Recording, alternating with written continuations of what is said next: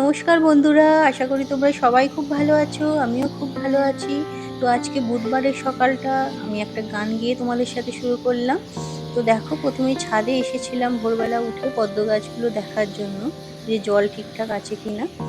তো তারপর দেখো নিচে গিয়ে সারা রাত মেথিটা ভিজিয়ে রেখেছিলাম, সেই জলটা খালি পেটে আগে খেয়ে নিয়েছিলাম, এরপরে রান্না শুরু করব। তো চলো তোমাদের সঙ্গে শেয়ার করি আজকে কি কি রান্না করব।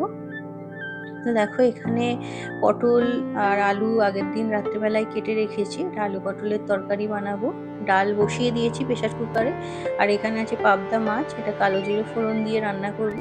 আর এখানে আছে আলু, যেটা মেয়ের টিফিনের জন্য একটু তরকারি বানিয়ে দেবো। তো এদিকে দেখো ভাত আর প্রেসার কুকারের ডাল দুটোই বসিয়ে দিয়েছি। তো কড়াই গরম করে এবার দেখো পাবদা মাছগুলো প্রথমে ভেজে নিচ্ছি। ফ্রাইং প্যানেই ভাজছি আজকে, না হলে মাছগুলো বড্ড ভাঁজ হয়ে যায় ভাজা হয়ে যাওয়ার পরে। আর পাবদা মাছ ভাজার সময় প্রচুর তেল ছিটকায়, তাই না? তাই একটু চাপা দিয়েই রান্না করি। তো যতক্ষণ মাছগুলো ভাজা হচ্ছে মশলাটা বেটে নিই। পোস্ত আর সাদা সর্ষে আর কাঁচা লঙ্কা নিয়েছি বাটনার জন্য।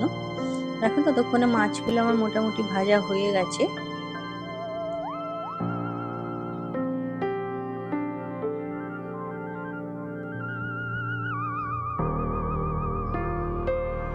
কড়াইতে দেখো কালো জিরে ফোড়ন দিয়ে দিচ্ছি। আর এখানে কাঁচা লঙ্কা একটু দিয়ে দিয়েছি, তারপরে যে বাটনাটা বেটেছিলাম পোস্ত আর সাদা সর্ষে সেইটা দিয়ে দিলাম। দিয়ে মশলাটাকে একটু কষিয়ে নেব, তারপরে তাতে জল দেব। এবার দেখো এতে দিয়ে দিয়েছি হলুদ গুঁড়ো, সামান্য একটু কাশ্মীরি লঙ্কার গুঁড়ো দিলাম, তাহলে রংটা ভালো হবে। মশলাটা দেখো ভালো করে কষিয়ে নিচ্ছি।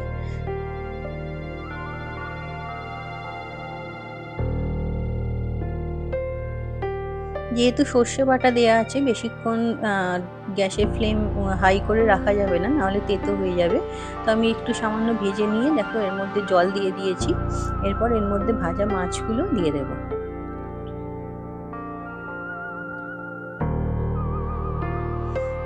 তো দেখো পাবদা মাছ আমার হয়ে গেছে রান্না। তো এইরকমই দেখতে হয়েছে। তো চলো এবার ঘরের কাজগুলো কমপ্লিট করে নিই। ঘরটা এখনো সব চারিদিকে অগোছালো পড়ে আছে। প্রথমে শুকনো জামা কাপড়গুলো কাল রাত্রে তুলে এনেছিলাম, সেগুলো এখনো গোছানোর সময় পাইনি। এগুলো প্রথমে আগে গুছিয়ে নিচ্ছি। জামা কাপড় আমি যখন ভাঁজ করি তখন যে জায়গায় যেটা রাখার সেই অনুযায়ী আমি জামাগুলো ভাঁজ করে রাখি। তার ফলে কি সুবিধা হয়, ভাঁজ করে রাখার পরে সেগুলো সঙ্গে সঙ্গে তাড়াতাড়ি গুছিয়ে নেওয়া যায়। না হলে জিনিস খুঁজে বেড়াতে হয় যে এইখানে কোনগুলো রাখবো। তো তাই দেখো আমি জামাগুলো ভাঁজ করে করে আলাদা আলাদা একটা একটা জায়গায় রাখছি, যেখানে যে জিনিসগুলো থাকবে সেখানে সেই অনুযায়ী জামাগুলো রাখছি।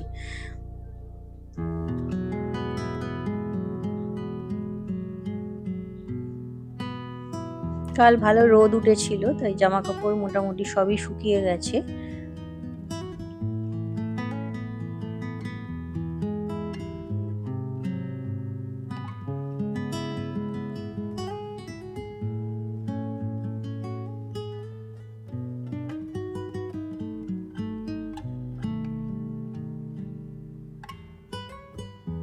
দেখো আমি কিভাবে আলাদা আলাদা করে রেখেছি জামাগুলো।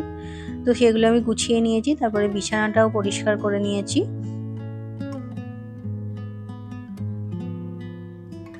তো চলো এবার রান্নার ঘর কাজে যাই।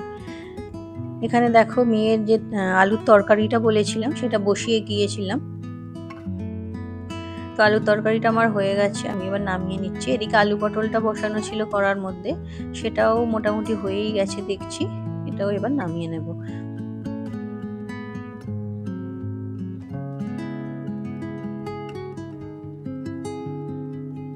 তো দেখো ভাতটা ফ্যান ঝরাতে দেয়া ছিল, দেখছি হয়ে গেছে সেটাও। ভাতটা ডাইনিং টেবিলে নিয়ে গিয়ে রেখে দিচ্ছি।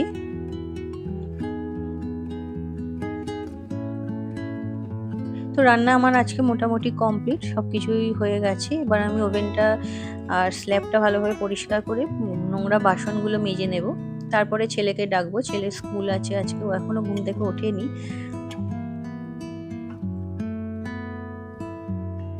এখন মোটামুটি 7:30 মতো বাজে।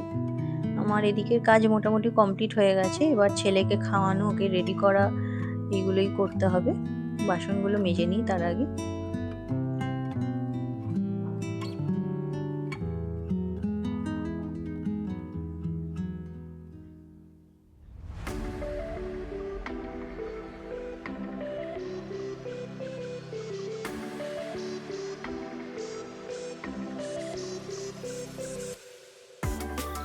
এই যে দেখো, ছেলেকে খাইয়ে রেডি করে দিয়েছি, স্কুল ড্রেস পরা হয়ে গেছে, আর আমিও রেডি হয়ে গেছি।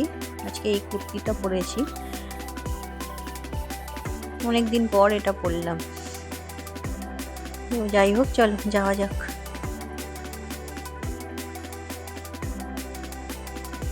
স্কুলে পৌঁছে গেছি। তো এটা স্কুলের পাশের রাস্তা, বিটি রোড এটা।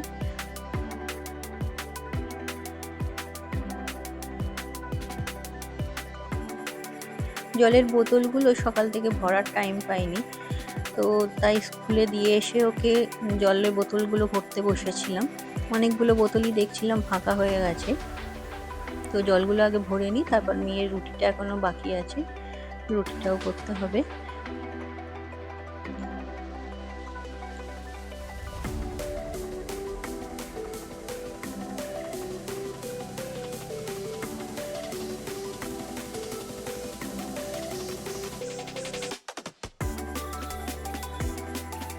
এদিকে ছেলের দুধটাও গরম করতে দিয়ে দিয়েছি, কর্নফ্লেক্সটা ভিজিয়ে দেবো।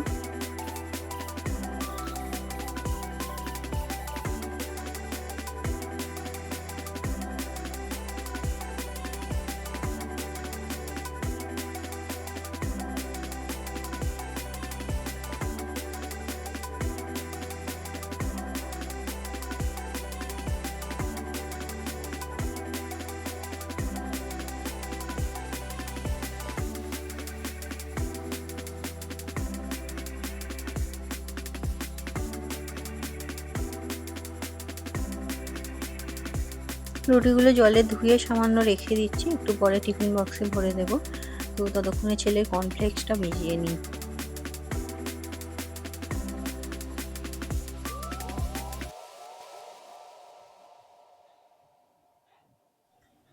তো আজ হলো বুধবার, বাপিকে স্কুলে দিয়ে চলে এসেছি, তারপর এসে যেটুকু কাজ ছিল সেগুলো সব কমপ্লিট করে নিয়েছি। তো আপাতত এসেছি ঠাকুর ঘরে, একটু ঠাকুর ঘরে কিছু কাজ আছে। সামনে শুক্রবার অর্থাৎ পরশু দিন তোমরা নিশ্চয়ই জানো রথযাত্রা আছে। তো রথযাত্রার দিন আমাদের পুরনো যে বাড়ি যেখানে আমার দেওর এখন থাকে, তো সেই বাড়িতে সত্যনারায়ণ দেওয়া হয়, প্রত্যেক বছরও দেওয়া হয়, এবছরও হবে। তো সেই বাড়িতে পুজোর বাসনপত্র যা লাগবে সেগুলো একটু বের করবো, বের করে পরিষ্কার করে রাখবো। যদিও পরিষ্কার করাই আছে, লাস্ট যেবারে সরস্বতী পুজো হলো যখন আমাদের বাড়িতে, তো তারপরে আমি সব পরিষ্কার করেই তুলে রেখেছিলাম, তাও বের করে আরেকবার ভাবছি পরিষ্কার করে নেব, নিয়ে তারপর ওই বাড়িতে পাঠিয়ে দেবো। কাল যেহেতু বৃহস্পতিবার, কাল পুজোর একটা সময় লাগে পুজো করতে, তো কাল সময় করে উঠতে পারবো না, তাই ভাবছি আজকেই বাসনগুলো সব পরিষ্কার করে রেখে দেবো। যদিও জানি না কী করে করবো, কিন্তু কারণ বাইরে প্রচুর রোদ বেরিয়েছে আজকে, জানো তো, ছাদে বেশিক্ষণ কাজ করা যাবে না। এখন ভাবছি বাসনগুলো শুধু বের করে রেখে যাব এখানে, পরে এসে মাজবো।